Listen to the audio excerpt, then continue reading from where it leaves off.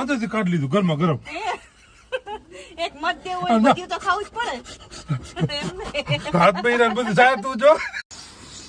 તમે કઈ નિરીક્ષણ કર્યું? શું?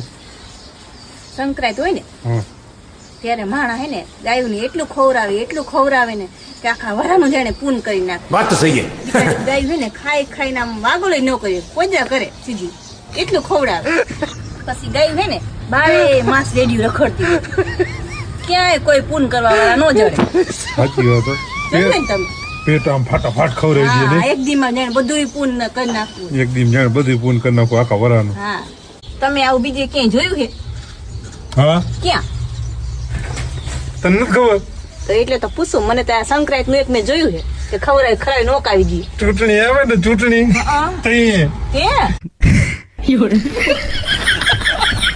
હા ત્યાં શું હોય? આ ચૂંટણી આવે નહીં હોય ને જ્યારે 5 દી ની વાર હોય ને ત્યારે ભજીયા ને આવડા તાવા બનાવી માણસ ખવરાવી પેટમાં ઢમઢોલ જેવા કરી નાખે. એમ ગોટા ખવડાવે?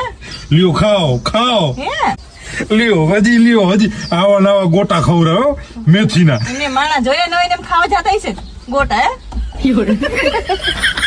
પછી લાઈન ન હોય, લાઈન લઈ ગઈ હોય, લાઈન લાગે, ખાલી ભજન ગોટા તો પ્લેટું લઈને ઉભો આમ જા લ્યો.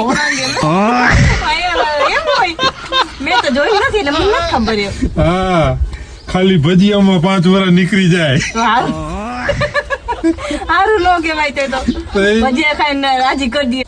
ભાઈ રે કહી દો માણા તો જોયે આપણે કા ટાણું આવે ને એટલે એટલો ભજીયા ભજીયા ખાઈને રાજી થાવે.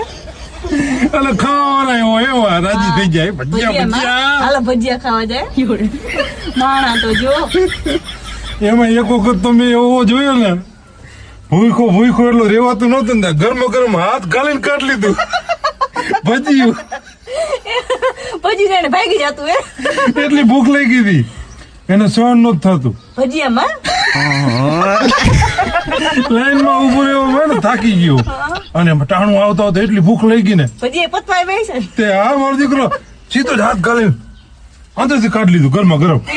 એક મત કેવું હોય બધું તો ખાવું જ પડે. હાથ બૈરા બધું જાય તું જો.